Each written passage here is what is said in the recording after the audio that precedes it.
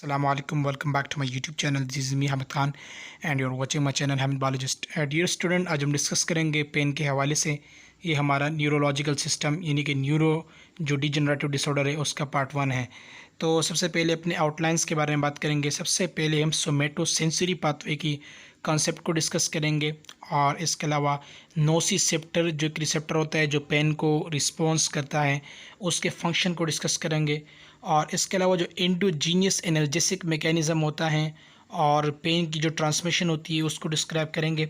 इसके अलावा जो पर्पस होता है पेन रिलीफ से एसोसिएटेड जो थेरेपी होती है जैसे कि हीट थेरेपी, कोल्ड थेरेपी और टेंस वगैरह, इन चीज़ों को भी हम डिस्क्राइब करेंगे। तो सबसे पहले पेन के बारे में बात करें। पेन बेसिकली उर्दू में ऐसे दर्द कहते हैं और दर्द बेसिकली एक ऐसा लम्हा होता है जिसमें बॉडी के कोई अफेक्टेड पार्ट यानी कि जो वो हिस्सा जो मुतासर होता है पेन से उसमें बेसिकली एक अनप्लेजेंट कंडीशन पैदा होती है, एक नागवार सी कैफियत पैदा होती है और इस कैफियत को हम बेसिकली पेन कहते हैं। Sensation of the affected level of unpleasantness का जो लेवल होता है बॉडी में एक नागवार लम्हा, अनप्लेजेंट का मतलब होता है नागवार लम्हा, इसे हम बेसिकली पेन कहते हैं। और ये पोटेंशियल और एक्चुअल टिश्यू डैमेज, या तो ये पोटेंशियली भी हो सकता है या इसके अलावा टिश्यू डैमेज की वजह से भी हो सकता है। बेसिकली पेन जो होता है ये एक इंडिकेशन होती है, एक इंडिकेटर होती है बॉडी के अंदर कोई ना कोई एबनॉर्मल कंडीशन को शो करने के लिए। इसके अलावा हम डिस्कस करेंगे टाइप्स ऑफ पेन को। जो टाइप्स ऑफ पेन है बेसिकली टाइप्स तो इसके बहुत ज़्यादा है क्लासिफिकेशन की बुनियाद पे, लेकिन अहम जो टाइप्स हैं वो लोकेशन, रिफरल और ड्यूरेशन के ऊपर डिपेंड करता है। यानी बॉडी में कौन सा ऐसा हिस्सा होता है जहाँ पर दर्द होता है और रिफरल पेन भी होता है कि कौन सा हिस्सा ऐसा वो मौजूद होता है जहाँ पर पेन रिफ़र होता है। और इसके अलावा ड्यूरेशन से मुराद होती है कि पेन की दौरानियाँ क्या होती है। अगर पेन की दौरानियाँ काफ़ी अरसे तक रहती है, 6 महीने तक रहती है, 7 महीने तक रहती है, वो क्रॉनिक कहलाता है। और एक एक्यूट होता है, एक्यूट हम शदीद को भी कहते हैं। तो इस तरह जो मेडिकल डायग्नोसिस है, मेडिकल डायग्नोसिस में बेसिकली सर्जरी की बुनियाद पे trauma, cancer, sickle cell disease, इसके अलावा फिब्रोमाइलेजिया और ये बहुत सारे ऐसे मेडिकल डायग्नोसिस है उसके बुनियाद पर भी बेसिकली पेन को क्लासीफाई कर सकते हैं। लेकिन सबसे पहले टाइप जो हैं उसे हम क्यूटीनियस पेन कहते हैं और क्यूटीनियस पेन जो है ये स्किन के नीचे होता है और एक शार्प बर्निंग पेन होता है और स्किन के नीचे जो सब क्यूटीनियस टिश्यूज़ होते हैं वहाँ से ये पेन अराइज होता है। इसके बाद है डीप पेन। डीप का मतलब होता है गहरा और डीप पेन से मुराद ये होता है कि ये जो हमारी बॉडी के जो डीप स्ट्रक्चर होते हैं जैसे कि मसल्स, बोन्स, टेंडन्स, लिगामेंट्स वगैरह, इन हिस्सों से ये पेन रेडिएट करता है, इन हिस्सों से ये पेन निकलता है, इसे हम डीप पेन कहते हैं। विसिरल पेन बेसिकली बॉडी के जो इंटरनल एब्डोमिनल पार्ट्स होते हैं वहाँ पर जब पेन डिफ्यूज़ हो जाता है और इस कंडीशन को हम विसिरल पेन कहते हैं। जैसे कि स्ट्रेचिंग की वजह से ये होता है, डिस्टेंशन हो गया जैसे कि एब्डोमिनल डिस्टेंशन की वजह से भी विसिरल पेन होता है। और इसके अलावा ischaemia of tissue in a body organ, body के अंदर या ऑर्गन के अंदर जैसे हार्ट है, अब हार्ट के अंदर बेसिकली इस्कीमिया हो गया उसकी वजह से जो पेन होते हैं वो भी विसिरल पेन का एक एग्जांपल है। और बॉडी में बेसिकली स्ट्रेचिंग की वजह से जो पेन महसूस होता है पेट में वो भी विसिरल पेन की एक एग्जांपल है। एक्यूट पेन, एक्यूट का मतलब होता है शदीद और ये सेल्फ लिमिटिंग पेन है यानी खुद ब खुद ठीक हो जाता है और बेसिकली 6 महीने से पहले इसका दौरानिया होता है। यानी कि वो पेन जिसको ठीक यानी जो बग़ैर ठीक हो यानी उसके ट्रीटमेंट नहीं हो और वो तकरीबन 4 से 5 या 6 महीने तक या लेस देन 6 मंथ उसकी ड्यूरेशन इतनी मौजूद हो यानी बार बार आता हो, ऐसे पेन को हम एक्यूट पेन कहते हैं और इसको आसानी के साथ ट्रीट किया जा सकता है। क्रॉनिक की बात करें तो क्रॉनिक बेसिकली परसिस्टेंट पेन होता है, ये मुस्तकिल पेन रहता है और 6 महीने से ज़्यादा होता है और इसमें जो ऑटोनॉमिक और सोमैटिक रिस्पांस होता है उसकी कमी होती है एक्यूट पेन जैसे एक्यूट पेन में होती है। एक्यूट पेन जो है बहुत जल्दी महसूस होता है, इस तरह क्रॉनिक पेन जो होता है वो स्लोली प्रोग्रेस करता है। और ये बेसिकली इसके साथ और भी बहुत सारे बॉडी के एबनॉर्मल फंक्शन अकम्पनाइड होते हैं जैसे कि loss of appetite, chronic pain की वजह से लॉस ऑफ एपेटाइट हो सकता है, स्लीप में डिस्टर्बेंस हो सकती है, डिप्रेशन और इसके अलावा और भी बहुत सारे ऐसे कंट्रीब्यूटिंग फैक्टर है क्रॉनिक पेन में। रेफर्ड पेन की बात करें तो रेफर्ड पेन बेसिकली ये भी वेसिरल साइट से ही ओरिजिनेट्स होते हैं, लेकिन इसको जो बॉडी के वाल्व यानी जो एब्डोमेन के वाल्व फॉर एग्जांपल वहाँ पर न्यूरॉन्स होते हैं और वो न्यूरॉन इस पेन को डायरेक्टली रिसीव करता है और इस वजह से इसे रेफर्ड पेन भी कहते हैं। अब टाइप्स की बुनियाद पे दो टाइप्स हैं, यानी रिसेप्टर की बुनियाद पे, एक है नोसिसेप्टिव और दूसरा है neuropathic pain. Neuropathic pain nerve की वजह से होता है और नोसिसेप्टिव पेन्स बेसिकली वो पेन होता है जो नोसिसेप्टिव रिसेप्टर्स की वजह से उस पेन की हमें एहसास होता है, उस पेन की हमें अंदाज़ा होता है। पेन कैटेगरीज की बात करें तो पेन कैटेगरीज में सबसे पहले आती है सोमेटोजेनिक पेन। और सोमेटोजेनिक पेन बेसिकली वो पेन होता है जिसकी कोई वजह मालूम होती है। ये नोसिसेप्टिव भी हो सकता है और न्यूरोपैथिक भी हो सकता है। फिजियोजेनिक पेन की बात करें तो इसकी कोई वजह मालूम नहीं होती, कोई ख़ास कॉज इसकी नहीं होती। और जो फिज़िकल कॉज होती हैं, कोई भी फिज़िकल कॉज होती है, उसकी वजह से जो सेंसिटिव इन्फॉर्मेशन होती है उसके प्रोसेस में सीएनएस पर जो दिमाग में इसका प्रोसेस हो रहा होता है वो डिस्टर्ब हो जाते हैं और इसकी वजह से जो पेन आते हैं उसे हम बेसिकली साइकोजेनिक पेन कहते हैं। सोमेटोसेंसरी सिस्टम। सोमेटोसेंसरी सिस्टम ये एक ऐसा सिस्टम होता है जो हमारे सेंसरी सिस्टम का एक हिस्सा होता है और इसमें बेसिकली जो कॉन्शियस परसेप्शंस होते हैं, जैसे कि हमारी बॉडी को कोई टच करता है, प्रेशर उसके ऊपर पड़ता है, temperature, pain, position, moment, vibration और इसके अलावा हंगर, इन सारी चीज़ों को डिटेक्ट करने वाला सिस्टम बेसिकली सोमेटोसेंसरी सिस्टम कहलाते हैं। सोमेटो का मतलब होता है, सोमेटो कहते हैं बॉडी सेल्स को, और सेंसरी का मतलब होता है इंफॉर्मेशन को रिसीव करना। तो ये एक ऐसे सिस्टम्स होते हैं जिसकी वजह से हम बेसिकली परसेप्शन ऑफ टच, यानी कि टच करना, pressure, pain, temperature, position, vibration, ये चीज़ें हमारी पूरी बॉडी में हम इसको महसूस कर सकते हैं। स्किन हो गया और इसके अलावा जॉइंट्स और फेसिका मसल्स वगैरह हो गए, इन चीज़ों को हम महसूस कर सकते हैं due to somatosensory system. The somatosensory system जो है वो 3 न्यूरॉन सिस्टम पर मुश्तमिल होता है और बेसिकली ये जो पेरीफ्री होती हैं बॉडी की, वहाँ से मैसेज लेता है, जिसे हम डोर्सल गैंग्लियन भी कहते हैं। रिसेप्टर होते हैं, वो रिसेप्टर मैसेज लेते हैं, वो डोर्सल गैंग्लियन को मैसेज देते हैं और वो मैसेज देने के बाद स्पाइनल कॉर्ड से होता हुआ, ब्रेन स्टेम से होता हुआ थैलेमिक रिले न्यूक्लाई पर पहुंचता है और वहाँ पर कुछ देर के लिए वहाँ पर रेस्ट करता है, यानी कि स्टॉप हो जाता है। और उसके बाद ही बेसिकली जो सेंसरी कॉर्टेक्स होता है पैराइटल लोब में, यानी दिमाग का जो पैराइटल लोब होता है वहाँ पर सेंसरी कॉर्टेक्स होता है जहाँ पर सेंसरी इन्फॉर्मेशन को रिसीव करते हैं और उसका ऑर्डर दिया जाता है, वहाँ पर वो प्रोसेस शुरू हो जाता है। इस पूरे प्रोसेस को हम सोमेटोसेंसरी सिस्टम कहते हैं। सोमेटोसेंसरी सिस्टम बेसिकली ये ट्रांसमिटेड होता है 3 टाइप्स ऑफ न्यूरॉन्स पर। सबसे पहले न्यूरॉन्स को हम कहते हैं फर्स्ट ऑर्डर न्यूरॉन, फिर उसके बाद होता है सेकंड ऑर्डर सीएनएस न्यूरॉन और उसके बाद होता है third order neurons. First order neurons ये बेसिकली इंफॉर्मेशन को ट्रांसमिट करते हैं सेंसरी रिसेप्टर से। एक रिसेप्टर लगा होते हैं, वो उस मैसेज को लेता है, जैसे कि प्रेशर का हो गया, टेम्परेचर का हो गया, पेन का हो गया, रिसेप्टर उसको लेता है और रिसेप्टर लेने के बाद बेसिकली सेकंड ऑर्डर न्यूरॉन को वो मैसेज दे देता है और सेकंड ऑर्डर न्यूरॉन सीएनएस के साथ एसोसिएटेड होता है और ये बेसिकली कम्युनिकेट करता है वेरियस रिफ्लेक्ट सर्किट्स के दरमियान और ये बेसिकली इंफॉर्मेशन को ट्रांसमिट करता है थैलेमस के पास। थैलेमस के बाद जब वो ट्रांसमिट हो जाएगा तो वहाँ पर रिले, थैलेमस को हम बेसिकली रिले सेंटर भी कहते हैं, वहाँ पर कुछ देर के बाद third order neurons basically activate हो जाएगा और वो third order neurons basically thalamus से सेंसरी कॉर्टेक्स तक उस मैसेज को ट्रांसमिट करेगा। इसे हम बेसिकली सोमेटोसेंसरी सिस्टम कहते हैं।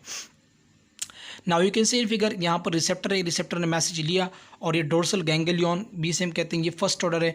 रिसेप्टर ने मैसेज दिया, डोर्सल गैंग्लियन में जो फर्स्ट ऑर्डर न्यूरॉन था उसको दे दिया। उसको देने के बाद जो बेसिकली ब्रेन स्टेम है, ब्रेन स्टेम और स्पाइनल कॉर्ड से होता हुआ ये मैसेज जो रिसेप्टर के जरिए आया, ये थैलेमस के पास गया।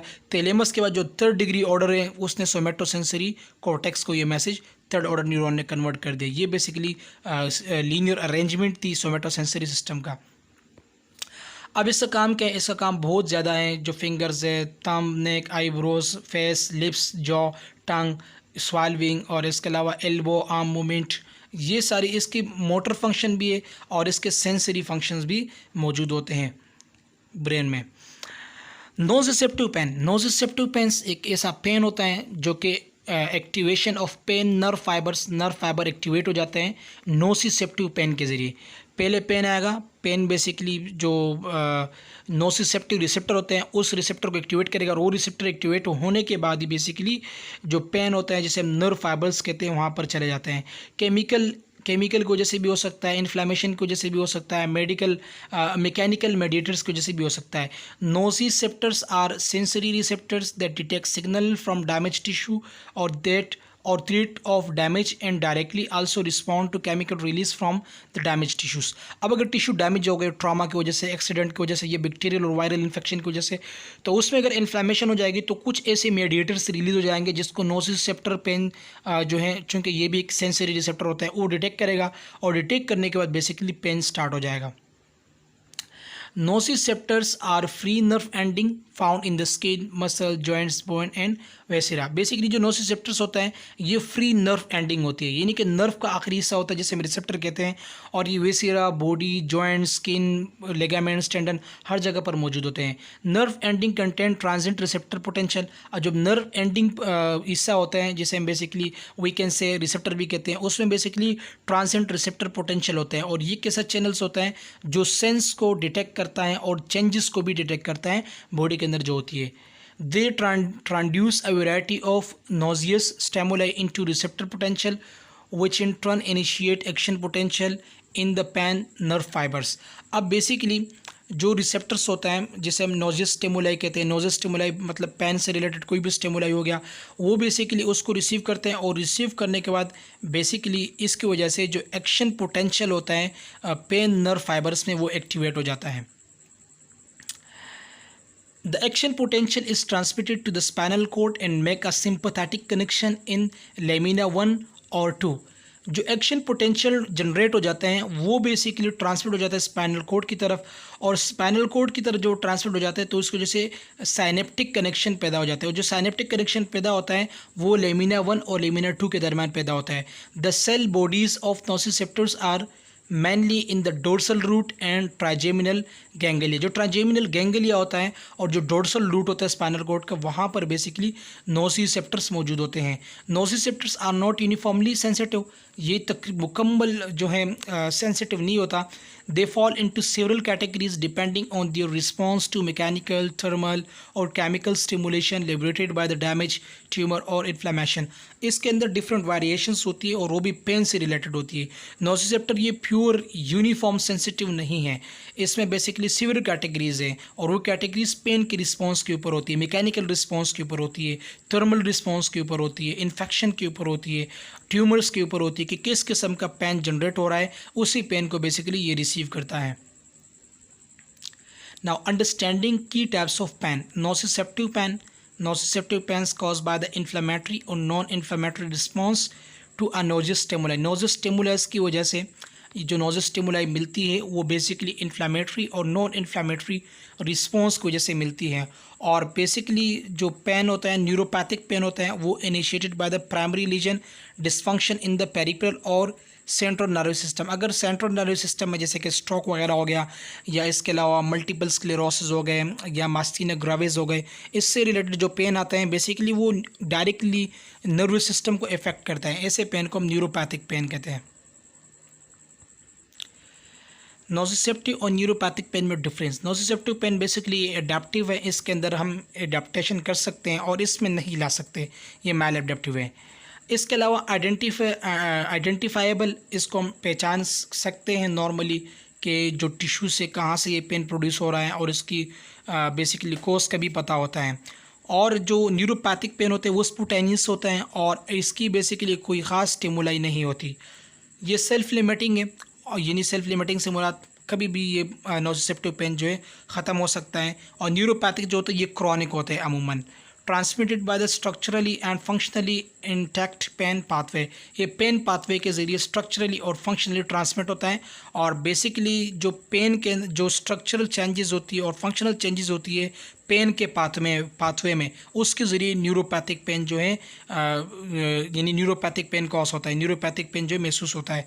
इसके एग्जांपल में पोस्ट ऑपरेटिव पेन है, बर्न्स है, इस्केमिक पेन है, इन्फ्लेमेशन पेन है, और बेसिकली जो न्यूरोपैथिक पेन इसमें diabetic, HIV, trigeminal neuroglia, central post stroke pain वगैरह, ये सब न्यूरोपैथिक। यानी न्यूरोपैथिक पेन बेसिकली वो पेन होता है जो नर्व सिस्टम से रिलेटेड होता है, और नोसिसेप्टिव पेन होता है जो बॉडी के सेंस, जो बॉडी के टिश्यूज़ होते हैं उससे रिलेटेड पेन को हम बेसिकली नोसिसेप्टिव पेन कहते हैं। नाउ अभी इसके मैनेजमेंट है थर्मोथेरेपी। थर्मोथेरेपी से मुराद ये होते हैं कि कोई कोल्ड थेरेपी होती है, नीम गर्म पानी होती है, या उसके पेड़ आते हैं उसको पानी में भर दिए जाते हैं, और जो मस्कुलोस्केलेटल्स इंजरीज़ होती हैं और जो सॉफ्ट टिश्यूज़ इंजरी होती है उसको ट्रीट करने के लिए थर्मोथेरेपी देते हैं। यूजिंग आइस और heat as a therapeutic intervention decrease pain in joints, muscle as well as soft tissue, and they have a positive effect on tissue metabolism, blood flow, inflammation, edema, connective tissue। तो basically जो thermotherapy है, thermotherapy में ice pack भी देते हैं जिसे हम ice therapy भी कहते हैं, और बेसिकली हॉट थेरेपी भी कहते हैं। और इसका बॉडी के अंदर जो टिश्यू में और जॉइंट्स में, लिगामेंट्स में, टेंडोन में, इसके ऊपर बहुत अहम रोल होता है, यानी इसके पेन में इसका अहम रोल होता है। हीट की बात करें तो अगर टेम्परेचर को हम इंक्रीज़ करेंगे, हीट को इंक्रीज़ करेंगे स्किन की या सॉफ्ट टिश्यूज़ की, जो ब्लड फ्लो होगी वो भी इंक्रीज़ हो जाएगी और इसकी वजह से वाजो डायलेशन होगी। The metabolic rate and the tissue extensibility will also increase. इसकी वजह से जो मेटाबॉलिक रेट होगी और टिश्यू की जो एक्सटेंसिबिलिटी होती है वो भी इंक्रीज़ हो जाएगी। Heat increase oxygen Uptake and accelerate tissue healing. अब हीट का काम ये होता है कि वो ऑक्सीजन अपटेक को बढ़ा देते हैं और टिश्यू की हीलिंग को भी बढ़ा देते हैं। It also increase activity of destructive enzyme such as collagenase and increase the catabolic rate. Catabolic rate को बेसिकली बढ़ा देता है, यानी जो टिश्यूज़ के अंदर जो इंजरीज पार्ट होते हैं, जो डेब्रिस होते हैं, उसके ब्रेकडाउन को बढ़ा देते हैं और जो डिस्ट्रक्टिव एंजाइम होते हैं उसको भी एक्टिवेट कर देते हैं। अब हीट की बात करें, बेसिकली हीट जो है स्किन जॉइंट टेम्परेचर को इंक्रीज़ कर देता है, ब्लड सर्कुलेशन को भी इंप्रूव कर देता है, और इसके अलावा मसल रिलैक्सेशन और जो जॉइंट के अंदर स्टिफनेस होती है वो भी हीट रिड्यूस कर देता है। कोल्ड की बात करें, by decreasing the temperature of skin soft tissue the blood flow decreases by vasoconstriction. अब अगर हम कोल्ड करेंगे तो कोल्ड थेरेपी देंगे तो उसको वजह से टेम्परेचर डिक्रीज़ हो जाएगा सॉफ्ट टिश्यू का, और ब्लड फ्लो जो है वो भी डिक्रीज़ हो जाएगा क्योंकि कोल्ड की वजह से बेसिकली वाजो कंस्ट्रक्शन होगी। It will be follow afterwards by a vasodilation which will prevent against hypoxic damage, hunting reflex। If the cold pack is left on the skin for more than 10 minutes, the blood vessel will dilate। अगर cold pack जो है 10 minute तक रख दिए तो जो blood vessels होंगे वो डायलेट हो जाएंगे और इसकी वजह से जो हाइपोक्सिक डैमेज होती है उसको भी ये प्रिवेंट करते हैं। The tissue metabolism will decrease just like neuronal excitability, inflammation, conduction rate and tissue extensibility. इस वजह से जो मेटाबॉलिज्म है वो भी डिक्रीज़ हो जाएगी और जो न्यूरोनल एक्साइटेबिलिटी होती है वो भी डिक्रीज़ हो जाएगी, इन्फ्लेमेशन, कंडक्शन रेट और टिश्यू एक्सटेंसिबिलिटी वो भी डिक्रीज़ हो जाएगी और पेन में रिलीफ हो जाएगा कोल्ड की वजह से। आइस पैक वगैरह, bath cooling gel pack, cold air spray वगैरह इसमें आते हैं क्योंकि आमतौर पर हीट स्ट्रेस की वजह से बेसिकली वाजो डायलेशन होती है और वाजो डायलेशन की वजह से ब्लड फ्लो बढ़ जाती है और सिंपैथिक एक्टिविटी वो भी बढ़ जाती है। तो इसकी वजह से बॉडी और स्किन में पूरी बॉडी में ब्लड की सर्कुलेशन बढ़ जाती है। तो ये भी पेन के कंट्रीब्यूटिंग फैक्टर में शामिल है। अगर किसी को पेन हो तो पेन की शिद्दत बढ़ सकती है, तो इसके लिए करना होगा कि कोल्ड जो होगा, कोल्ड थेरेपी अगर देंगे तो वो पेन को नंब करेंगे, पेन की स्वेलिंग को डिक्रीज़ करेंगे और ब्लड वेसल को कंस्ट्रिक्ट करेंगे। ब्लड वेसल जब कंस्ट्रक्ट हो जाएगा तो नर्व इम्पल्सेस जो हैं वो खुद ब खुद जो है जॉइंट की तरफ ब्लॉक हो जाएंगे और पेन जो है रिलीफ हो जाएगा। Effect of heat and cold. अब हीट थेरेपी हम देंगे और कोल्ड थेरेपी देंगे, उसका इफेक्ट क्या होगा? अगर हम कोल्ड थेरेपी देंगे तो पेन डिक्रीज़ हो जाएगा और हीट के साथ भी पेन डिक्रीज़ हो जाएगा। स्पाज़म, अगर मसल्स में स्पाज़म है तो बेसिकली वो भी डिक्रीज़ हो जाएगा, हीट और कोल्ड दोनों उसको डिक्रीज़ करेंगे। मेटाबॉलिज्म, कोल्ड में मेटाबॉलिज्म डिक्रीज़ होगी और हीट में मेटाबॉलिज्म इंक्रीज़ होगी।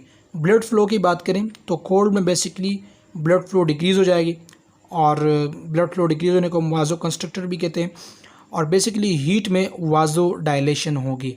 इन्फ्लेमेशन, कोल्ड डिक्रीज़ हो जाएगी कोल्ड में और हीट में बेसिकली इंक्रीज़ हो जाएगी। एडीमा कोल्ड में डिक्रीज़ हो जाएगी और हीट में बढ़ जाएगी। एक्सटेंसिबिलिटी पेन की डिक्रीज़ हो जाएगी और हीट में थोड़ी सी इंक्रीज़ हो जाएगी।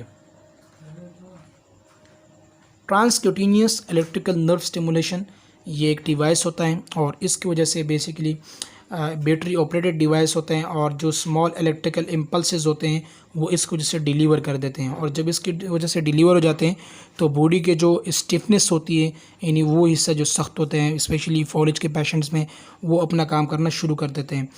तो बेसिकली इसकी कुछ फ्रिक्वेंसी होती है, 0 से लेकर 200 हर्ट्ज़ तक इसकी फ्रिक्वेंसी होती है और इस फ्रिक्वेंसी पर यह काम करता है।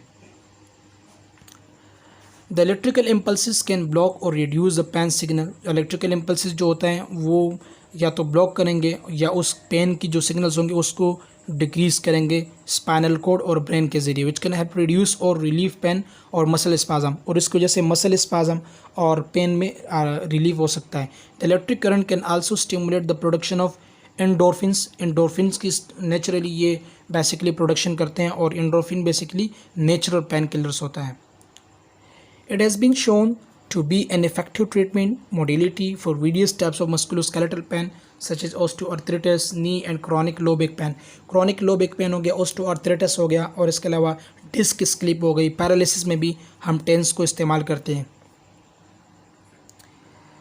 बहुत बहुत शुक्रिया। आई होप कि इस वीडियो ट्यूटोरियल को आपने इतनी आसानी के साथ गेन किया होगा। अब तक के लिए इजाज़त दीजिए। अल्लाह हाफ़िज़।